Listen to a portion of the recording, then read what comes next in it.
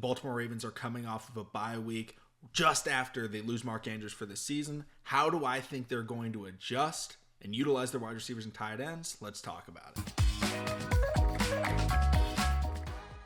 What's going on, everybody? Welcome back to TTB Ravens Media, bringing Ravens content every single day. If you want to see that daily Ravens content, make sure to hit the subscribe button down below. Hit the notification bell as well if you want to get notified every single time I upload a brand new video. And I said it in the intro, but I'm going to be talking about how I think the Ravens are going to adapt their passing game and even rushing attack now that Mark Andrews is out for the season, because they played a game without him, with Isaiah Likely as the starter. I don't think they're going after Zach Ertz based on comments John Harbaugh said.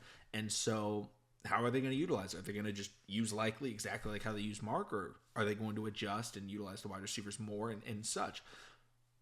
But let's just jump right into it. So obviously Mark Andrews and Isaiah Likely, I think that's the biggest comparison I want to make initially. But Mark Andrews is a possession tight end. He is a big body. He will go up, and he's great at finding the soft spot in the zone. He's not crazy athletic.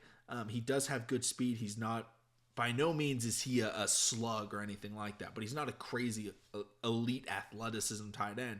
He's got good speed, great hands, and great just in terms of the mental ability of finding the soft spot in the zone. I'd say he's one of the top 5 tight ends in the NFL at just finding those soft spots. And him and Lamar obviously have great chemistry to be able to, move around the field and stop routes at certain points to be able to benefit them and have Lamar Jackson get a quick open player.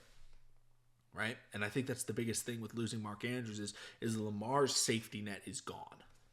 And as much as we want to discount that and say, well, we do have players that can step in, yes, we do. But when Lamar Jackson on 3rd and 6, when you see TJ Watt or Myles Garrett or one of those elite passers coming off the edge, this week we have Aaron Donald, right? See Aaron Donald, where's he going to look? I don't think it's going to be Isaiah Likely.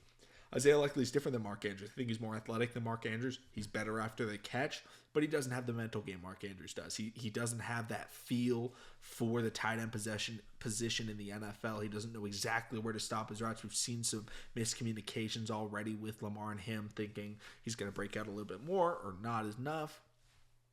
But that's something that's going to come with time. That's why tight end is probably the most difficult position to evaluate and transfer skill sets into the NFL for. As much as difficult as it is to play quarterback, you can at least diagnose certain things at the quarterback position, right? This guy's accurate, he's smart, he's good under pressure, he has a good arm, he has, he's able to move, he's mobile, all that sort of things. Now, it's difficult to read defenses, they're going to throw interceptions, but you can start a quarterback day one. They're going to struggle, but you can start one. A lot of times, Michael Mayer was an unreal draft prospect at the tight end position. I think he was the best, and I still stand by that statement. I think he's the best tight end that will come out of this class. I think he's an all-around guy. He's not playing as much because it takes so much time to get that, system involved, especially when you're playing in a worse offensive scheme. Sam Laporta is obviously having a lot of success in Detroit, but he's also playing under Ben Johnson, who's going to be an NFL head coach most likely next season with a great offensive scheme. But when you're a pass blocking or run blocking tight end, physical guy, it's just so hard for you to become that possession wide receiver rather than playing wide receiver from the tight end position, which is kind of what Mark Andrews does. He's a route runner. But I think the Ravens are definitely going to have to rely more on their wide receivers and less on the tight ends, because I think Lamar Jackson's go-to guy is going to be Odell Beckham Jr. I think that's the guy he's going to look to, because Odell's a very savvy guy. I think they're going to utilize the Odell Beckham Jr. slant route more often.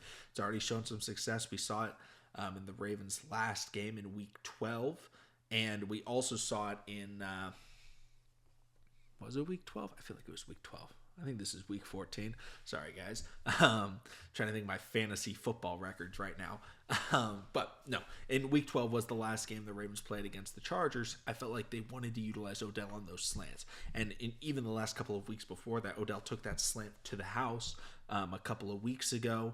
That's what he's known for in his career outside of the one-handed catches is his slant and over-the-middle quick passing game. I think that's where Lamar's going to be looking because we don't have Mark Andrews as that big body across the middle. I think the goal is going to be get Isaiah Likely outside so that he can be one-on-one with cornerbacks in the open field where he is going to make guys miss and run people over, and then utilize Odell Beckham Jr. across the middle more because he's got sure hands. He knows where to find the soft spot, and Lamar Jackson has seemed to develop a really good chemistry with him. And then obviously we have other players that will be trying to fill in the roles. Zay Flowers, I think, in the quick screen game, intermediate passing, I think that's where Zay Flowers is going to really thrive for the Ravens. I don't think necessarily the deep ball, but I think the intermediate passing game is where him and Bateman are really going to thrive. And then every once in a while, double move or deep post, trying to hit one of those guys over the top. It sucks not having Mark Andrews. It's going to be really interesting to see how they end up playing. But I think Odell Beckham Jr. is going to become that new go-to guy. So if you're in, free fantasy football advice from me right here, if you're in a point per reception or even half PPR league, maybe think about Odell Beckham Jr. as maybe a waiver pickup, or if he's been sitting on your bench, you don't have a great guy to play at the flex option. I think Odell in those types of leagues could be very valuable because I think he's going to start getting 5-6 catch games. He may be only putting up, 55 yards, but if you're playing in a, PPR, 55 yards on 5 or 6 receptions, that's 10, 11 points, and he could score a touchdown. I think in the red zone, we're going to be looking for Odell Beckham Jr. We're going to be trying to run the football with Gus Edwards. And, the benefit is we do have Keaton Mitchell now as another explosive playmaker to this Ravens offense. But this game's going to be huge because we're playing against, as poor as people may perceive the Los Angeles Rams defense to be, they still have Aaron Donald. He will still get quick pressures throughout the game. How are the Ravens going to deal with that? How are they going to make explosive plays when you're trying to run the football? Because again, Aaron Donald plays all across the defensive line.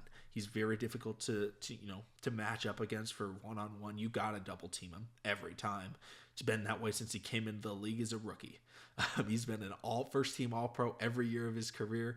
He's been a Pro Bowler every year of his career. The dude is unreal.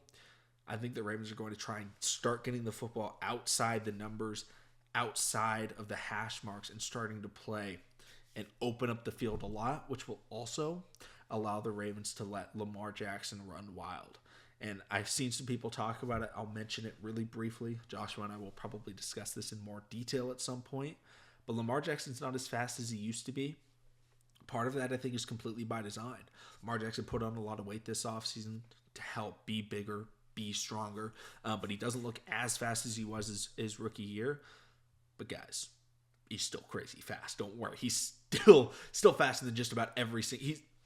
Lamar Jackson's skill set is not being fast. I think that's a very big misconception with Lamar. Is yes, he's crazy fast.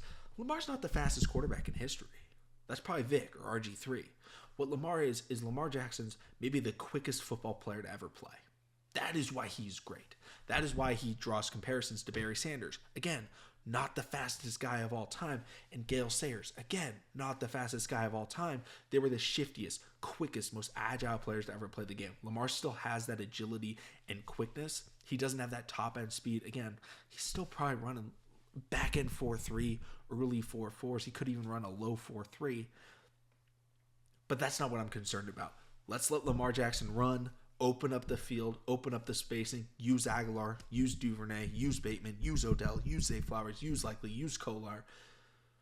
Don't use Patrick Ricard. I'm done seeing the passes to Patrick Ricard, but use him in the blocking at the goal line. But I think the Ravens are going to start playing some power football towards the goal line and spreading the field out wide to allow Keaton Mitchell and those other playmakers to get into space and utilize those skill sets. Sucks losing Mark, but we've had the bye week to kind of readjust things, evaluate. And I think it's going to be a lot of fun for the rest of the season. A lot of big games coming up. Make sure to come through to the pregame show and everything like that. Hopefully you guys are Pacers or Lakers fans. I know Josh was a Lakers fan, so they're in the in-season tournament championship. I believe that is played on Saturday. So it should be a lot of fun to watch that. Thank you all, and I'll see all of you again tomorrow.